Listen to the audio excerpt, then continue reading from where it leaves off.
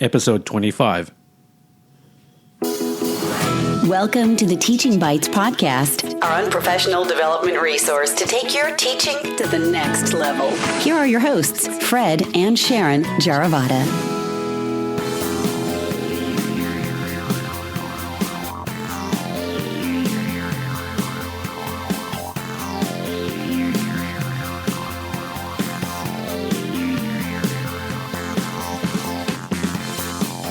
And welcome back to our show. My name is Fred Jaravada, and she's Sharon. Hi, Sharon. Hello, hi. And welcome to our show where we share bite-sized tips, ideas, and techniques in the world of education. Welcome. We're back. It's after Thanksgiving 2015. We're glad to have you back with us, and we're back. We're glad to be back with you. Yes, welcome back. We are about to start school again in 2 days, but we had a really nice break so far. I had a whole week off, which was great. And I did not have a whole week off, although there's talk about it. There's talk about it good in your district. That's good. Why? I mean, I know why, but... Well, there's not enough subs to cover, and a lot of kids miss those 2 days anyway, so... Yeah, they either miss it or the families go on early vacation, right? So that's... Yeah. Yeah, I think that's the biggest reason why people leave. And I mean, it makes sense to have teachers or schools to not have that week off. I mean, to have that week off. Right. Yeah, and my school district starts so early, I wouldn't want to start even earlier. Mm-hmm. So I don't mind having 2 days more of it in the school year. I know. Well, at least we have about 3 weeks left, and then it will be Christmas vacation. Yes. All right, so this is the 25th episode. What are we doing? And fun fact, I looked up 25, and the first thing that came up was Adele's new album named 25. So I haven't heard the whole thing, but it's got a lot of, the whole Google first page is about her album. Yeah, so I had to actually search Wikipedia fact that there's a U.S. Interstate 25. Where's that run through? It's a freeway that runs from New Mexico to Wyoming. Okay. So I've never even driven that far, but maybe one day we will take that.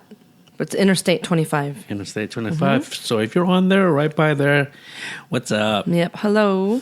Okay. Today, we're going to talk about cursive, or people call it handwriting. It's not cursing. Mm-hmm. No. Not cursing in schools. No, we can't.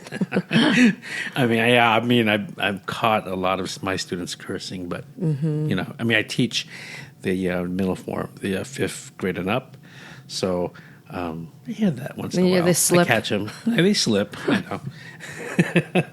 But anyway, we're talking about handwriting or cursive, right? Okay, so I'm not an expert on this, but why did you want to bring this up today? Well, I am a 3rd grade teacher, and in the past, I've always taught cursive. It's a standard before the Common Core state standards, and I've always been doing it. And just because the Common Core standards say that there's no cursive in it doesn't mean I'm not going to teach it. And the couple reasons why. Firstly, it's really beneficial to kids that have a difficult time printing. Sometimes I see kids that have a difficult time printing can have beautiful cursive. But it's great for their fine motor skills because it really continues the cursive stroke, and it helps their brain think about their thoughts, I feel like, in my opinion. So there's some kind of neurological connection, it seems, from the physical movement of the pen paper, the hand paper to paper, some kind of connection there, right? Yeah, and I don't have time to teach it. I've never had a lot of time. I know, see, one of the biggest things that teachers are looking for, things that they always complain, or it's a legitimate complaint, is that they don't have enough time. There's always a lot of things being thrown at them, and they're supposed to do more and more and more, and they don't take away. But I've also seen a lot of articles saying that they should teachers are wanting to teach their kids cursive. Where are you going to find the time? Right. So what I do is I spend about 2 sessions, maybe 20 minutes each, going over basic paper alignment, basic strokes, and I have a cursive book. And this cursive book is just copied back to back, bound with those combs and a hardcover. And I just give it to the kids 1 page a day for homework. And I teach them really taking your time to do it. And after we finish all the letters, which we just finished last week, then I'm going to have them write cursive in one curricular area, which is going to be writing. I don't require it and through everything right now because it's such a big learning curve. So I just have them do one for now and practice. So so you don't require your students to write in handwriting? Not everything. Not everything. When do you do that? When do you require them to do handwriting, and when do you, instead of printing? Well, like I just said, I'm having them do it during writing time. Just writing time. Just for writer's workshop. I should be clear about that. Yeah. Okay. Just to practice. How many times a week? Well, writer's workshop is every day. Mm-hmm. So it could be, the independent writing time is probably 30 minutes. I want them to get used to it. Now, do your kids like it?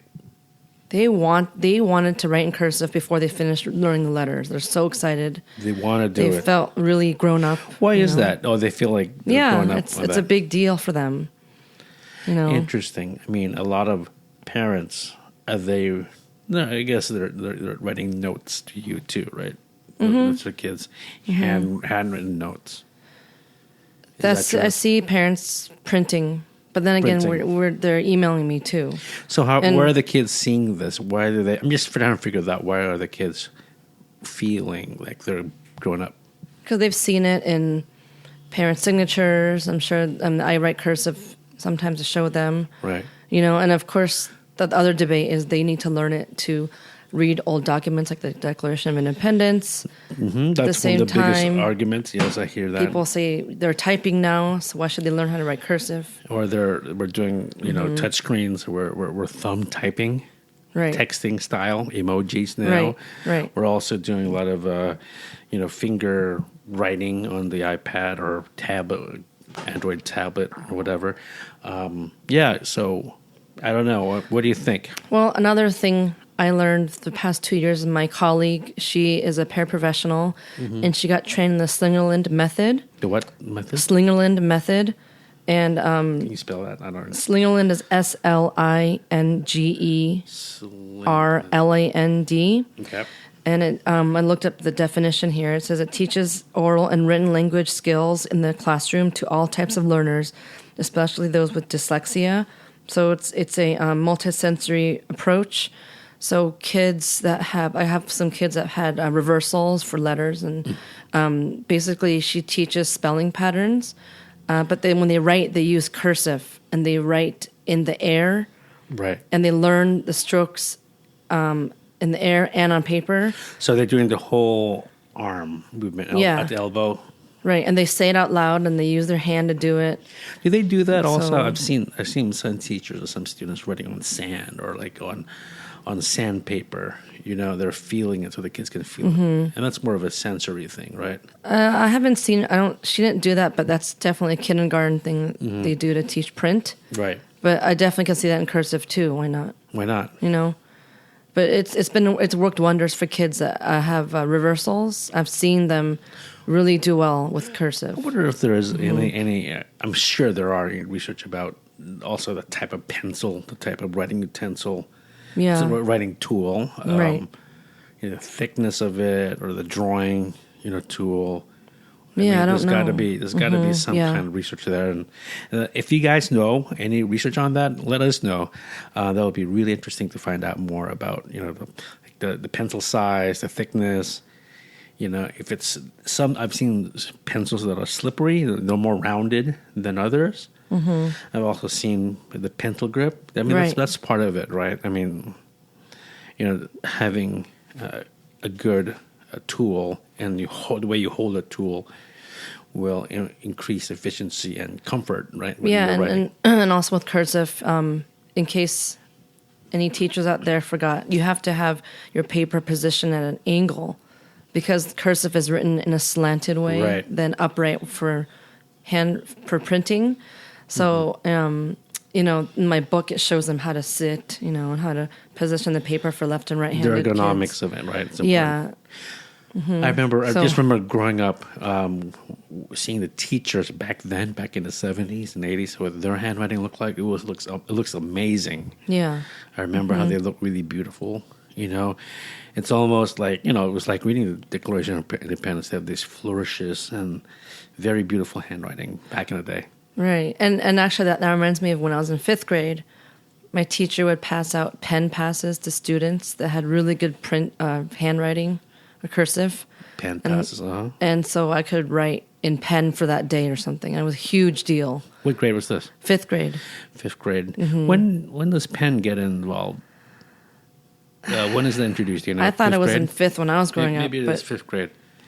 That's interesting. I let my kids use pen for publishing, but Right. or correcting. But even then, that's very it's time consuming. I mean, in pen. I Yeah. remember growing up, my mom. Mm-hmm. I think I bought or I convinced my mom to buy me the erasable pen back in the day. Oh, that was cool. The Papermate ones. The Papermate or Erasermate, whatever they're called. Yeah. They were amazing. They still have those actually. It's I'm I've sure seen it's them. My gotten- kids have it. I'm sure it's gotten better too. They have erasable ballpoint pens now. Like seen- really yeah. fine ink ballpoint pens. Yeah, It's not like when we had it. You know, I was. Yeah. You know, I do agree. I don't really teach with the pen or pencil.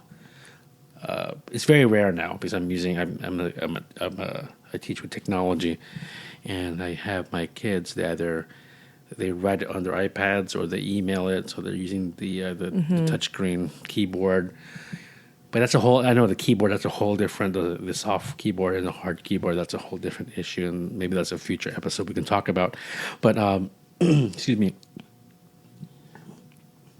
I'm just thinking about drawing and doodling. Also, you know, this got to. I'm the past couple of years or the past 1.5 years, I've been really involved in taking notes and doing something called sketchnoting, where I'm actually doodling or drawing out my notes when I'm listening to a speaker or I'm at a meeting and I'm just instead of writing down everything on my laptop, typing it out, I'm actually have my sketch notebook,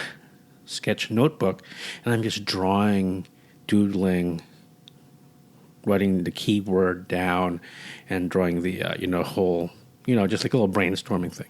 So, can you give an example of what you might draw? So one thing was when I was talking about iPads. It was some kind of meeting about an iPad in the lower grades, and I took notes. When I took notes, I drew iPads out. I drew the kids, little stick figures here and there. I drew the classroom setup, the chairs, like a little schematic thing. And those were my notes. It was just more of a draw. It was not really artistic, or it's not really for me to share with others. It was really for me because I notice I tend to remember things more. Those are my notes, my drawings. So that's why I believe in, in handwriting. It's also important. It does help with remembering things more, right? And also your thinking process saves you some time before laying down everything. So when you look back at your notes, you're able to clearly understand what you learned. Right. I mean, it's really for me. It's customized for me, myself. Maybe some people may look at it and may not be the same thing. And maybe I'm going on a tangent on this with sketchnoting. That could be a whole different topic, another episode. But there is something there where they're writing the pen to real paper, real pen to real paper, and drawing it out. And I'm using pen, and I'm not going to erase. If I make a mistake, keep going. Well, that's at the same time that brings up another part is that some kids like to doodle when I'm teaching. Now, right? How do you feel about that when kids are doodling? Well, over the years, at first I was kind of like, oh, they're not listening to me, and they're just thinking about something else. Mm-hmm. But if you really think about the kids, some kids need to do that, and they're actually listening to you. So you can do a check-in and see if they're listening. And I often find lately that they are. You know, they just may not be looking at you, but they need that doodling. I did that in college. Right. No. You know, that helped me like listen. It's another way. Right. It's another way, like, one of those grip balls or those fidget balls, or the Right. You know. Right. It's an active way to listen. Right. Whether you're drawing anything, whether you're sketchnoting or drawing something totally unrelated. Right. You know, you have to be very sensitive to the kids too. So I know this episode is about cursive, but it's also the action of pen to paper and the movement. So it can be about sketchnoting and doodling also. Right. So I wanted to actually ask you, since you use iPads and laptops a lot, I want to know your opinion on cursive and what your school's policy is. Well, we do a lot of writing with the paper and pencil, paper and pen. Our students, they have iPads from 5th grade and up. They take that home, but they also iPads in the younger grades as well. The students are required to have a physical notebook where they can write notes on there, like homework and so on. They have a notebook, but they also have their iPad, so they can take notes on their iPads as well. So they have a choice. Some students are doing both. They're doing, maybe in this subject they're writing it out, or they are using their iPads. Now they're using an app called Notability, and it's pretty popular out there, that you can draw. I mean, you can write your notes, and you could record lectures. Now, we always encourage our students to ask permission of the teacher or any adult when they're taking notes. They can do that as well, which is great because you could change colors on the fly. You can change width and all that. You could move things around, which is great. But students, we do encourage them to take notes the best way they learn. So the educational counselors we have in our school, they do definitely help with our kids, and they can do iPads or they can do straight notebook. This is for 5th grade and up. For 5th grade, well, yeah, 5th grade and up, but they also have note taking in 4th grade, and they're doing that also. But they don't take the iPads home, so they're writing in their notebooks when they're in their folders. Okay. So whatever works for the student, right? So that's where we're at right now, and I think that's what's happening in the high school too. Yeah. So do you know if your teachers in 3rd grade teach cursive? They are. Are they required to? I don't know if they're required to, but I think they do. I think they are. I'm not sure. So I don't remember right now. It's been a while since I've seen that. And the last time I've seen handwriting being taught was like Denelian. This is over 10 years ago. I mean, that's something I'm going to ask when I go back to work next week. Right. So it'll be interesting. Yeah, because my 2 3rd grade colleagues do teach cursive. We have the same, not the same book, but we still. What is it? Is do it Denelian, or what is it? What's the font choice, or what is the style of? There's There are different kinds of handwriting I've seen out there. Denelian, and there's another major one I'm forgetting right now. Isn't Denelian print? Maybe you're right. Maybe it's a print. Yeah, I remember way. you showing it to me for when you did 1st grade. Right. But anyway, and we never use that term anyway. Okay. But for handwriting, there's a cursive. There's no font. As long as not Comic Sans. Yes. Oh God, no. Or brush script. Stop using Comic Sans, No. people. Brush strokes. That's a big one too, and they all use capitalized brush strokes. Yeah, and you brush can't read strokes. it. All capitalized is crazy. You know, I find my kids love to play with all the fonts and colors, especially when they just got introduced to Google stuff. They're so excited about like this transition, their slides, and like, oh my, you guys focus on the content. But you got to make sure they do focus on the content, Yeah. and that's why I always require them write down everything first, Yeah. lay it out Good first, the text, the content, then you can do all that fancy stuff. Right. And even then, I would only require like one kind of transition, and so on. But that's another. Yeah, another topic. But Yep. yeah, I Cursive. mean, Do you write in cursive every day? no, I don't. Print. I print. The only thing on my board that's in cursive is the month I write on the board. That's it. Yeah, I mean, It's just slower for you, right? yeah, I mean, I should. It sounds hypocritical, but I should be writing in cursive more because I mean modeling it. But when I'm writing on the board, it's just so much faster. Right. I mean, personally, I write print for everything. It's just faster. And then another debate is, the kids need to learn cursive because they need to write their signature. But people don't. But when people they don't do write the whole. they don't. They do chicken scratches. Or a scribble. They do scribbles. Mine's a fancy way of doing my own signature. So Yeah. I don't know about that. I mean, I think bottom line, it's really good for your fine motor skills, connecting your hands to your thoughts. Slows you down. I know that. So you can think. But there's a lot of good benefits, in my opinion. I think so, too. So if you don't teach it, maybe this episode maybe helped you, or you could just Even ask just your for a couple minutes a school. day, that will help. Right. Right. So I think that's good. If you have, our listeners, if any of you have some ideas or thoughts about this, let us know. You can find us on teachingbytes.com. You can contact us there. You can contact me, Fred, at teachingbytes.com, and Sharon at teachingbytes.com. And also on all the social media. Just go ahead and Google teachingbytes.com, Teaching Bytes.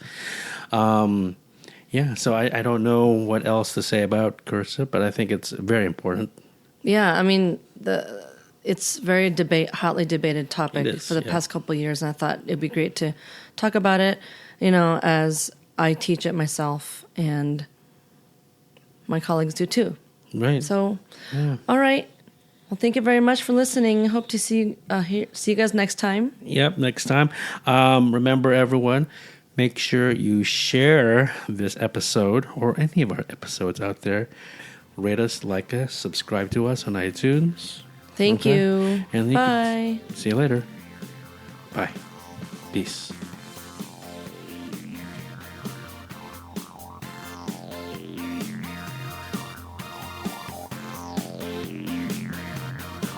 Thank you for listening to the Teaching Bites podcast at www.teachingbytes.com.